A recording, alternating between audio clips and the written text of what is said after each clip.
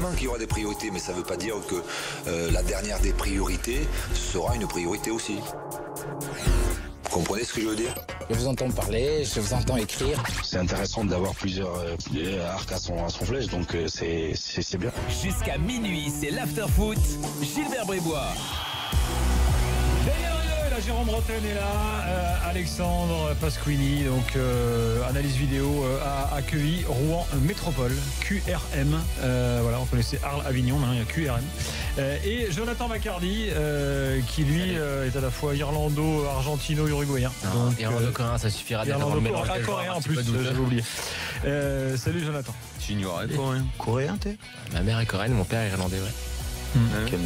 C'est pas comme si ça se voyait pas en même temps, Jérôme. Si, mais je suis surpris. Encore fallait-il identifier la zone asiatique. Bah oui, parce que c'est pas simple. Hein. Voilà, c'est ça, on sait pas. Hein. Moi, je t'aurais vu, non, mais pas coréen. Hein. T'aurais vu quoi? Moi, je pensais que depuis toujours, je prenais pour Tony Leung. Non, tu connais l'acteur quand même. Non. Oh putain, l'acteur le plus connu du continent asiatique, enfin même en Europe, il fait plein de films. Byung Lee. Ah non, Tony Leung. Laos, moi je t'aurais vu. Non, moi j'aurais plus vu hongkongais. Laos. Ton deuxième prénom, Souk, tu vois, par exemple, un truc comme. Non, mais. Mais c'est Jonathan Souk. S'il vous plaît. Juste, dis-moi, Alexandre, parce que quand même qu'on. Je vais te montrer Tony Leung en photo, le temps que Gilbert discute avec notre invité Capadali. Pour Alexandre. Tu te sers des stats, toi, dans ton boulot? Parce qu'on se bat un peu contre les stats dans l'after de façon générale, donc des stats générales. Après, j'approfondis pas. Quelles sont les stats utiles pour toi? Les stats que tout le monde a, les buteurs, les passeurs, les buts marqués, comment ils ont été marqués. Genre les passes décisives et tout, par exemple, ça sert à rien, ça, on est d'accord. Si, c'est toujours intéressant d'avoir les informations.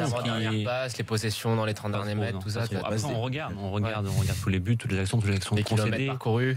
Pas trop. Enfin, on a les les passes infos. Décisives. Je te compte les vraies passes décisives. Oui. Mais on a les infos. Les miennes, quoi. Pas comme celle sur Bretagne, justement. Voilà. Les miennes, mais attends, passe décisive, j'ai le record de la Ligue 1. Oui, on sait. Oui, non, t'as été battu là? Non, j'ai pas été battu. J'ai le record de la Ligue 1. Donc s'il y en a bien qui peut parler des passes décisives, c'est moi. Ici. C'est pas toi, Souk. Ah ouais, c'est ça. D'accord. Très grand acteur. Donc, et alors, dans ces analyses vidéo, tu t'insères des stats? Très peu. En amont, pour un peu avoir une image de l'équipe, savoir un peu ce qui ressort, notamment sur les kilomètres parcourus. On peut regarder, permet d'avoir quelques infos, mais ça veut pas vraiment dire grand chose, quoi. Non, comment ça veut dire grand chose? Sur les kilomètres, attends, parce que là j'ai sur les kilomètres parcourus, par exemple. Collectivement. Ça veut rien dire. Bah dis donc, on va en parler à tous les entraîneurs de renom en Europe, tu vas voir. Non, mais c'est une indication. Bah oui. Mais qu'est-ce que ça veut dire réellement? Qu'est-ce que je sors de ça, moi? Qu'est-ce que tu sors de ça? Ouais.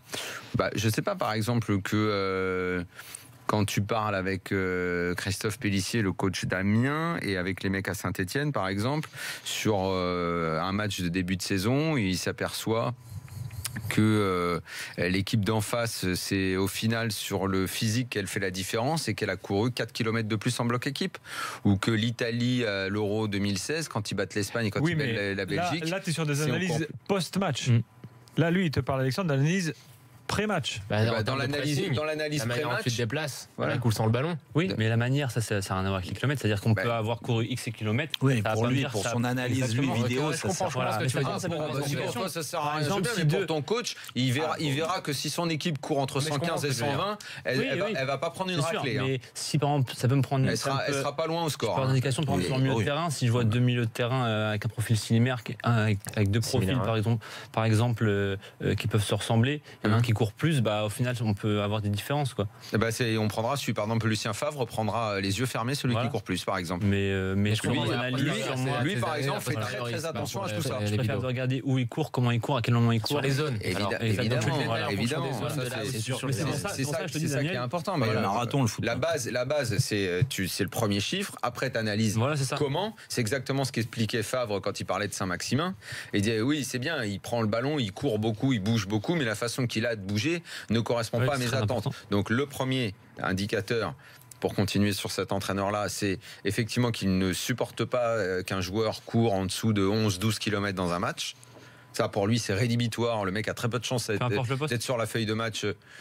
Pour un défenseur central, 11 km, il faut les faire. Hein. Non, mais pour les gens au milieu de terrain. Au milieu, voilà. c'était couru d'avance que ça. Au milieu, 11 km, c'est un minimum. Globalement, voilà. Aussi, normalement. Donc il a une base pour chaque poste du nombre de kilomètres. Si le mec est en dessous, très peu de chances qu'il joue le match d'après. Tu vois, avec lui, c'est plus. Et après, effectivement, c'est comment. Il comment il couvre ses zones, effectivement, comment il se déplace. Le ballon, ça, évidemment. Les courses à haute intensité aussi. Et ces chiffres-là, on ne les a jamais. Nous, ces chiffres-là, on les a jamais. Les clubs, on les a. Les clubs, mais nous, toutes les stats qu'on donne à la télé, la plupart du temps, il n'y en a aucune qui est parlante. La possession, on s'en fout. Et c'est ça que je ne comprends pas. C'est que maintenant, tout le monde est au courant. Il suffit de parler à un entraîneur, lui, il te dit ce qui regarde vraiment, ce qui compte. Et ben pourtant on continue. Alors je ne sais pas si c'est parce qu'elles sont plus obscures, peut-être plus difficiles à comprendre, mais on continue avec le pourcentage de passes réussies, on continue avec le coefficient de spectacularité, là, le nouveau truc de Canal. Non mais ça c'est bidon ça. Mais pourquoi on continue avec ça alors qu'il y en a plein d'autres qui sont super intéressants par un média. Mais c'est dommage parce qu'il y en a plein d'autres qui sont très intéressants à analyser. Ça peut être, c'est important par rapport aux points. Ça dépend où tu les fais. Ça dépend où tu les fais. Si tu réussis sans faire les autres. Si moi à l'époque, milieu excentré, par exemple, tu me demandes d'avoir 95% de passes réussies, c'est sûr que je les aurais pas parce que je vais prendre des risques sur les centres. Évidemment. Et qu'un centre. J'ai sous les yeux les stats de France-Biélorussie. Regarde, il y a le nombre de tirs cadrés, Alexandre, le nombre de passes. Alors, passe, on ne sait pas si c'est réussi ou raté. Le nombre de fautes, le nombre de corners. Est-ce qu'il y a un truc qui te sert dans ton boulot là? Et la possession? Non, forcément, je vais me dire que l'équipe. Après, je prends le profil de la Biélorussie qui est beaucoup plus faible que la France, mais je vais me dire que c'est une équipe qui a la balle, qui aime avoir la balle, et puis et voilà. Au final, quand on regarde les stats, c'est plutôt équilibré au niveau des tirs. Donc une équipe qui a le ballon, mais qui fait pas forcément mal à l'adversaire, parce que Biélorussie a quand même eu 12 tirs. Donc je prends ça, j'ai un œil global, et après quand je vais regarder les matchs, là je vais aller un peu plus loin, quoi. Et c'est là vraiment où c'est intéressant. C'est là où je vais plus loin. Regarde, les passes, en quoi ça peut être intéressant? Pas sur le match de l'équipe de France, c'est un peu plus compliqué, mais prenons l'exemple d'un club que tu as l'habitude de regarder. Si au moment où on te donne la stat sur un match, elle est, j'en sais rien moi, à 500 passes. Et comme tu as l'habitude de la regarder, tu sais que sur tous les autres matchs que tu as vus, la moyenne, elle était, on va dire le chiffre est 300 et la moyenne était à 500. Tu te dis, là effectivement, quand tombe le chiffre, tu te dis, là il y a eu un problème. Ils sont pas dans leur zone de confort. Ils sont pas dans un match habituel pour eux. Voilà. Exactement. Ouais. Ça, oui, là, ça voudra dire quelque chose. Tu te diras, tiens, c'est différent. Mais c'est un peu ce qui s'est passé pour le PSG avec le Bayern. Mais les stats, de manière, mais ça n'a pas empêché le PSG de s'adapter et de jouer autrement. C'est pas sur un match que tu peux en faire des conclusions. Voilà, sur une continuité. C'est sur une continuité pour voir un peu quel est le style. C'est comme la possession. Quand tu sais que tu es habitué à avoir une grosse possession et qu'après sur un match tu vois que tu l'as pas, tu dis bon, l'équipe elle a dû être un peu emmerdée quand même. À moins qu'elle réussisse à s'adapter, à pouvoir changer de style et à réussir à bien jouer. Un exemple, c'est le Real de l'année dernière. Dans les matchs de Ligue des Champions, leur possession, ils ont à chaque fois moins la balle que les autres équipes. Notamment contre le Napoli, c'est parlant, ils ont 40% il me semble, alors que le Napoli en a 60%. Et dans les matchs en championnat où ils gagnent aussi, ils roulent aussi sur leur adversaire. En revanche, ils ont un autre style, ils ont 80%. Et puis tu peux faire un match avec 40% de possession avec 3-4 tirs, mais dans ton contenu défensif, offensif, ça peut être très intéressant. Exactement. Très pertinent, avec plus de qualité que de quantité. Au final, avoir la balle, mais s'il n'y a pas d'efficacité. Et si on parlait d'efficacité de l'Argentine, mon petit Jonathan, est-ce que Messi, je te pose la question directement, parce que tout le monde connaît les résultats, les aftériens qui nous écoutent ce soir, est-ce que Messi a joué hier son match le plus important de sa carrière avec sa sélection nationale? Il n'y a pas Simonet là, le dingle? Non, il n'y a pas ce soir. Bon, écoute, moi je pense que Messi hier il a vraiment fait le match le plus important. Je pense que tu as raison. Il était sous pression, surtout le fait que depuis quelques temps maintenant, c'est le capitaine de cette sélection argentine. On a vu ces derniers mois qu'il a commencé à prendre ses responsabilités en tant que capitaine. Il y a eu cette affaire Lavezzi avec cette histoire de Lavezzi qui a fumé un pétard de marijuana qui avait été relayé par les médias locaux. Messi avait convoqué la presse pour les chasser en fait de la couverture de la sélection d'Argentine. Là, après le match nul contre le Pérou, il a interdit à ses coéquipiers de regarder leur téléphone. Il s'est vraiment affirmé comme le leader de cette équipe-là. Et surtout, il a confirmé sur le terrain. Ça fait 6 mois qu'il n'avait pas marqué en sélection. Là, dans un contexte délétère médiatiquement, c'était horrible. Il y avait une pression qui était vraiment infâme autour de la sélection. Dans un contexte où il y avait vraiment un grand danger de ne pas aller à la Coupe du Monde, il les a posés sur la table. Un contexte négatif, comme dirait Hugo Lloris. C'est ça. Passez-moi l'expression, on les a posés sur la table et je pense que parfois l'amour naît un peu dans la douleur, mais je pense que l'amour maintenant il est désormais présent entre le pays et Messi. Messi a vraiment fait ce qu'il fallait. Alors je dis pas que ça vaut une Coupe du Monde. Ce matin je tweetais que Messi a été enfin rentré dans le cœur des Argentins. Évidemment. Le contexte négatif ce matin à la une des journaux, t'avais Messi en Jésus. Avec, voilà. Non mais c'est ça. Mais là, je pense qu'il a quand même réussi à se mettre dans la poche une bonne partie de l'opinion, ce qui était déjà le cas un petit peu avant, mais là vraiment définitivement. Alors qu'on sait qu'avant, Messi avait toujours une sorte de distance entre les Argentins et Messi. Ça y est, c'est réglé. C'est entériné maintenant. Mais ça avait déjà commencé un petit peu après sa première vraie fausse retraite. Où il s'était dit, merde, quand même, à force de le tailler, on risque de le perdre. Jérôme, t'as regardé la nuit dernière. Est-ce que tu t'es régalé? Non, il y a eu du suspense quand même, c'était sympa. Moi j'ai regardé. Était dégueulasse. Sur l'ensemble, oui, parce que. Il y avait une dramaturgie de match en match. Quand tu essayes de zapper, alors tu peux pas tout regarder. Tu vois, moi je m'étais mis les 2 ordinateurs plus le truc, j'avais 3 matchs, mais tu regardes vraiment un. J'ai regardé l'Argentine au début parce que quand tu t'es surpris, ils prennent un but au bout d'une minute, tu te dis c'est pas possible. Et puis en effet, voilà, ils peuvent remercier à jamais Messi parce que. Alors, je vais te dire déçu sur beaucoup de matchs sur le niveau. Alors, j'ai pas vu tous les matchs de cette zone, mais franchement, j'ai vu des équipes. Lesquelles? Je me dis, là, l'équipe qui a joué, alors l'Équateur, la Bolivie. Je te remercie, j'ai dit ça vendredi dernier, depuis je me fais insulter dans tous les sens. L'Équateur, la Bolivie, la Bolivie, c'est le Paraguay a régressé. Le Paraguay a énormément régressé. Paraguay qui pouvait se qualifier. Ouais. Ils ont foiré leur match là. Mais franchement, putain, quand tu vois ça, donc, et je me dis que t'as quand même 4 qualifiés directs 5, et un barragiste, 5 sur 10 équipes. Et je me dis, franchement, c'était pas si dur que ça. En fait, c'est la dernière. Non, mais Jérôme, t'as raison, parce que sur cette dernière journée-là, et même plus généralement sur les 3 dernières journées, l'enjeu a pris le pas sur le jeu. C'est un peu con comme formule, mais c'est vraiment ce qu'on a senti. Par exemple, quand je vois la Bolivie, c'est vraiment la seule équipe qui est vraiment très faible, parce que quand tu regardes les autres équipes sur l'ensemble des éliminatoires, ils ont développé un niveau de jeu qui, tu vois que il y a quand même quelque chose. Et c'est qui est confirmé en plus avec les résultats des sélections sud-américaines en Coupe du Monde. Excuse-moi, mais là, sur les derniers matchs, c'est horrible. Un truc à dire, c'est qu'à la dernière Coupe du Monde, les équipes sud-américaines, c'est vrai, Daniel, mais c'était chez eux. Je me souviens, on avait vu de nombreux débats à l'époque. Mais il n'empêche, ils s'étaient fait leur meilleur ratio depuis des années, comme par hasard sur leur continent. Bon, on va voir à la prochaine. Et sinon, c'est qui sinon, si c'est pas les Sud-Américains, qui est-ce qui domine? C'est après, attends. Cette année, à part le Pérou, c'est la surprise. Sinon, c'est la logique. Le double champion d'Amérique n'est pas qualifié. C'est quand même. Il y a aussi des équipes pourries. Mais quel est le seul continent qui peut rivaliser? Parce qu'il y a en quantité. L'équipe pourrie, on va le dire, c'est la Bolivie. Mais en Europe, je suis absolument d'accord avec toi, mais en Europe, si tu mets Allemagne et Espagne qui sont devant très vite après, t'as le Brésil. L'Argentine a beau avoir fait une qualif comme ça, je suis pas sûr qu'il soit simple à jouer en compète. L'Uruguay sera pas simple à jouer. La Colombie sera pas simple à jouer. L'Uruguay, c'est même mieux qu'avant. Donc pour un continent et pour un nombre d'équipes inférieur au nombre d'équipes qu'il y a en Europe, je suis désolé, la qualité est parfaitement comparable. Non, mais elle est comparable. Mais moi je te parle pas de. Je te dis juste que t'as quand même 5 qualifiés, quoi. Sur 10 équipes. C'est normal. L'histoire du football leur donne raison. Il y a une chose qui est très importante de regarder. Dans quel continent tu veux donner plus d'équipes? Je te dis juste que sur les dernières journées, et c'est vrai, et alors là, je reconnais peut-être comme tu dis. C'est pas justement le niveau était très élevé, que c'était très resserré, très serré. Alors là, c'était un peu compliqué. Je peux pas te dire que j'ai regardé le Venezuela tout le temps, la Bolivie, l'Équateur, c'est pas vrai. Et dans quelle zone on a eu des matchs plus intéressants? J'ai regardé un petit peu plus le Pérou, parce que le Pérou, j'ai trouvé vraiment qu'il a dégagé une équipe, et c'est bien qu'il soit qualifié, parce que du moins qualifié. Oui, on se concentre juste si tu veux bien sur les histoires, parce qu'il y a plein de petites histoires en fait. Donc je sais pas par quel match tu veux démarrer. On va commencer en fait par le commencement, si j'ose dire. C'est un match au mois de l'année dernière où la Bolivie joue contre à la fois le Pérou, et contre le Chili. Ils font match nul contre le Chili. Ils gagnent contre le Pérou en alignant un joueur qu'ils ne pouvaient pas aligner. Paraguayen. Qui avait déjà joué avec le Paraguay. Naturalisé.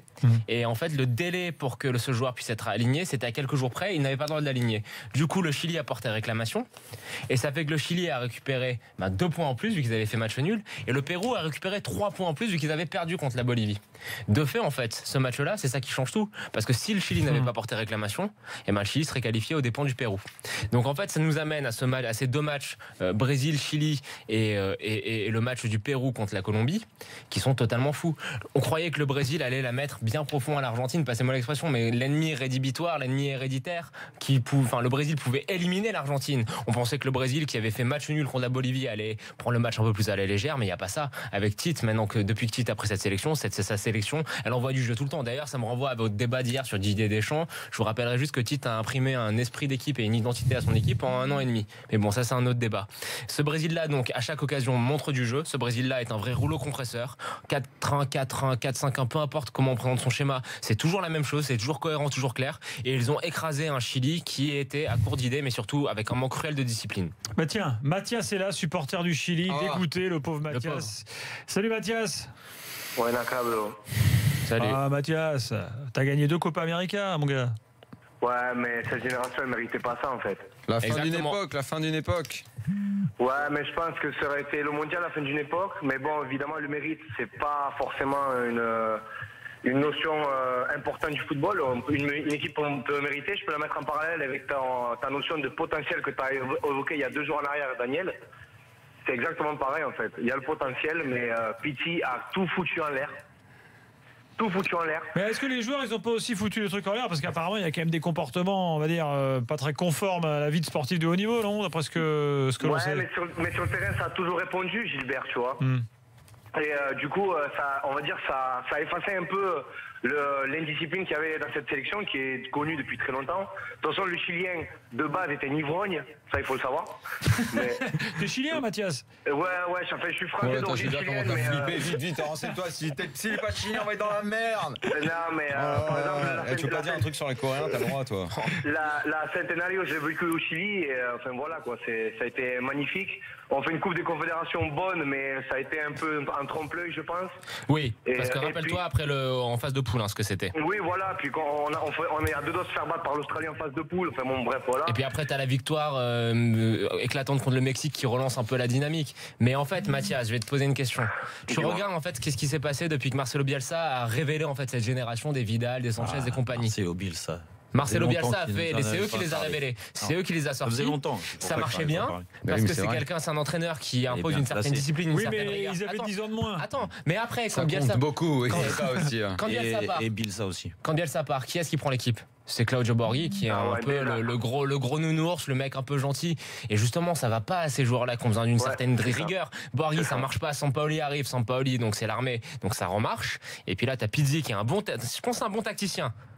Mathias, c'est un bon tacticien, mais il n'a pas en fait les coronets pour justement mettre les coups de bâton quand ça va pas. Donc et justement, il les a perdus. Medel, il arrête Non. Medel, il a dit hier en sortant du match, il a dit moi, dès que si on m'appelle, moi je suis prêt à. Il ira, mais Medel, il mourra avec le maillot. Vidal, c'est en suspens. Il a fait un communiqué comme quoi il a déclaré aussi que c'est bon, il allait continuer. Bravo, il a dit qu'il allait y penser. Et Alexis, il est resté muet, donc bon. Et le problème, Mathias, c'est que tu vois toute cette génération-là, peut-être Aranguis qui est un peu plus jeune, mais t'arrives vraiment au bout. Et 2018, je me rappelle du message qu'avait posté Arturo Vidal après la 2e victoire en Copa América Centenario. C'était qu'il disait, maintenant la mission c'est la Coupe du Monde et ça sera notre dernier voyage, quoi. Mathias, en tout cas, l'avantage c'est que beau séjour, on pourra partir en vacances en juin. Voilà. Ok, je vais le placer. Voilà. Alors, raconte-nous les arrangements entre Falcao et les Péruviens maintenant. Eh bien alors, écoute, c'est beau, ça. Merci Mathias. Ciao Mathias. Écoute, c'est pas vraiment un arrangement parce que je trouve que c'est un peu exagéré de le présenter comme ça. Bon, c'est un peu du sensationnalisme. Un peu, voilà. Parce qu'en fait, moi je veux dire, après on va faire un petit tour de table, mais est-ce que c'est choquant? Non. En fait, ce qui se passe, le film, il est très simple. C'est-à-dire que à un moment, donc le Brésil mène 2-0 contre le Chili, mais le Chili est toujours qualifié parce que la Colombie mène 1-0 contre le Pérou. Okay, à ce moment-là, les Chiliens sont toujours qualifiés. Donc le Pérou pousse, un peu maladroitement parce que la Colombie était dans un bon soir. Et puis tu as l'immortel Guerrero qui marque le but, qui égalise. D'ailleurs, petite anecdote sur c'est un coup franc indirect. Oui, c'est un coup franc indirect, mais il le tire direct. Mais comme Ospina, qui avait déjà fait une boulette, qui avait coûté la qualification de la Colombie au dernier match contre le Paraguay, la touche, le but est accepté. Ospina, faudra voir. Parce qu'il est quand t'es gardien de but, que tu sais que c'est un coup franc indirect. Mais faut être un peu débile. Ospina, il est pas dedans là. Mais le pire, tu veux que je te dise, c'est qu'il a même pas fait attention qu'il était indirect. Donc il reste un quart d'heure après. C'est à la 76e minute. C'est une erreur de débutant pour un pro gardien de but. Mais Ospina, on l'a perdu là. Et donc, les coups francs indirects aujourd'hui. Écoute, il reste 15 minutes. Il n'y en a plus beaucoup. Hein. Il reste 15 minutes. À ce moment-là, le Pérou est qualifié. Un coup franc indirect. Bon, et dis donc, toi. Ouais, non, excuse-moi, Souk. Il reste 15 minutes à jouer. Et puis, vers la 84e, 85e, il y a un changement. Le Colombien entre. Il va voir Falcao, il dit écoute, là le Chili perd 2-0 contre le Brésil, nous on fait un partout, fais passer le mot. Falcao va voir ses homologues, va voir un Péruvien, lui dit écoute, voilà, ça nous arrangerait ça nous arrange tous les deux. Guerrero va vérifier l'information sur le banc quand même, et puis à partir de là, les 5 dernières minutes, il se passe plus grand chose, mais ça dure 5 minutes. 5 minutes des matchs de Ligue des Champions, c'était tout le match qui a arrangé en face de poule, tu l'as vu. La Nouvelle-Zélande. C'est vrai que les Péruviens, ils auraient pu. Parce que s'ils marquaient, ils étaient plus barragistes, les Péruviens. Ils auraient pu dire, mais non, on n'est pas dans le deal, nous. Ouais, mais en attaquant, ils prenaient le risque de se faire planter.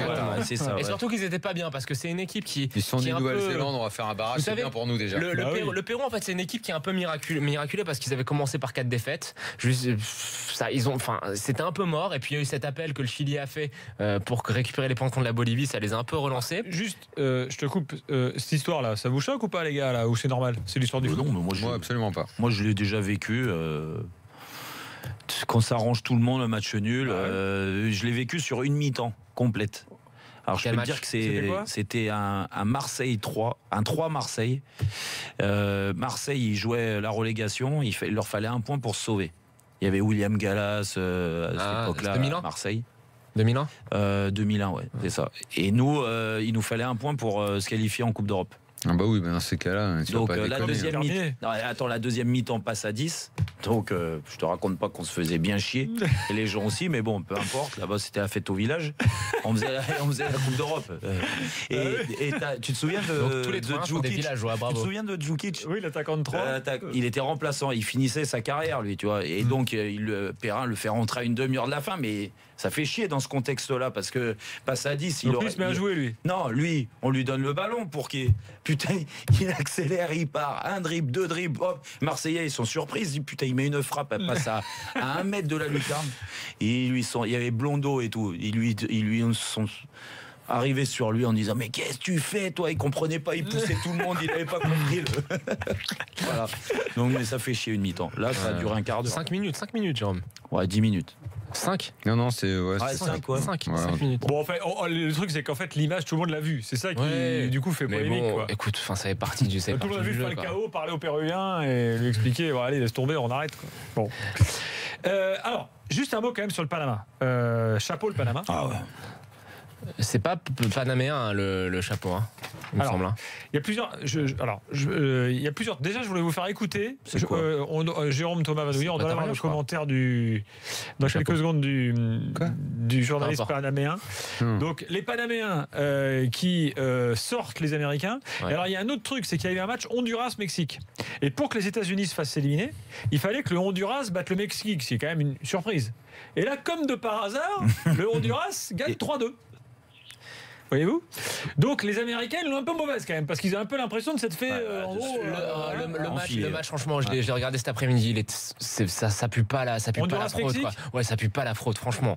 C'est un peu dur d'aller jusque là-bas et puis les Américains ont quand même planté contre le Trinidad et Tobago quoi. Mais il y a un truc très drôle, on parlera géopolitique demain soir, c'est que toute l'Amérique centrale qui en gros déteste les Américains, là ils sont tous ravis non seulement que les Américains y soient pas et d'avoir qualifié les pays, les Panama entre autres, bien sûr. qui avaient été envahis par les Américains. Ils ont perdu contre Trinidad et Tobago. Tobago. Donc au bout d'un moment, ferme-la et puis. Ils pensaient avoir vu plus tôt parce que la présente journée, ils avaient battu le Panama justement d'une manière assez autoritaire. Mais le problème, c'est que le Panama, c'est une surprise, mais quand tu regardes bien, c'est pas tant une surprise que ça. En 2005, ils gagnent la Copa. Il y a un joueur connu au Panama? Non, aucun. Il n'y a même pas un mec? T'en as aucun. Un Deli Valdez nouveau? Il y en a qui jouent en D2. Julio César. Torres, le buteur décisif, le défenseur central, il joue en MLS. À Minnesota ou il joue en MLS. En or là. Il joue beaucoup en Colombie. On voit sur BFM Sport les tweets du président de la République qui a tweeté hier soir après le match. Il a dit demain jour férié pour tout le monde. Comment il s'appelle le président? Varela. Mais c'est le frère de l'arbitre. Bartolomé Varela, c'est le frère de l'arbitre. Il avait acheté l'arbitre. Monsieur Varela. Ils veulent pas le rapatrier là, Varela. Une précision, leur entraîneur Hernan Gomez, c'est quand même un coutumier du fait. C'est lui qui avait qualifié l'Équateur à la Coupe du Monde en 2002. Donc c'est quand même un entraîneur. J'aime bien les entraîneurs un peu spécialistes. Ils vont dans les pays, ils qualifient comme comment s'appelait ton ami Bora Milutinovic. Donc il a quand même fait 5. 5 pays différents. Costa Rica, Chine, Mexique, États-Unis. Il m'en manque un. 5 différents. Ça c'est beau. Il m'en manque un, je sais plus. L'Iran. Non, c'est pas l'Iran? L'Iran, je suis pas sûr. Mais 5. Il avait pas fait un pays d'Afrique? Le Ghana, un truc comme ça. Nigeria. Et attention Gilbert, si jamais le Panama est dans le groupe de la France. En plus, une belle équipe du Nigeria. Moi j'adorerais que ne crie pas au jackpot parce que certes, ce sera le petit poussé, ça sera mais ils ont un truc. Non, vas-y. Coupez-lui son micro là, il part en vrille complet là. Alors si t'écoutais de ASG, je te dis attention, ça sera évidemment le petit poussé, ça sera une formalité de les battre, mais ils ont un truc en plus par rapport aux autres petites équipes entre guillemets, c'est qu'ils ont les mêmes joueurs depuis 10-12 ans. C'est-à-dire qu'ils sont quand même âgés, ils ont tous 33-34 ans de moyenne d'âge, ils ont des automatismes et savent jouer ensemble vraiment. Enfin, c'est assez structuré ce qu'ils font. Ils sont carbo. Surnommé la marée rouge. Mais c'est pas, je te dis pas que c'est des cadors, mais je te dis qu'ils savent jouer ensemble. Franchement. Comment ça s'appelait? C'est quasiment la une année d'un Panama. La tête d'ananas là. On verra. Tête d'ananas là, le bandit là, Noriega. Noriega, Noriega qui était un ancien agent de la CIA placé là par les Américains. Il surnommé tête d'ananas parce qu'il était vérolé. T'as pas un mec connu au Panama? Non, aucun. Tiens, le commentaire panaméen, les gars. J'ai sorti tout ce que je savais du Panama. Ça, c'est toujours les meilleurs. Écoutez-les. Il y a le canal aussi. Le but décisif sur la radio panaméenne cette nuit.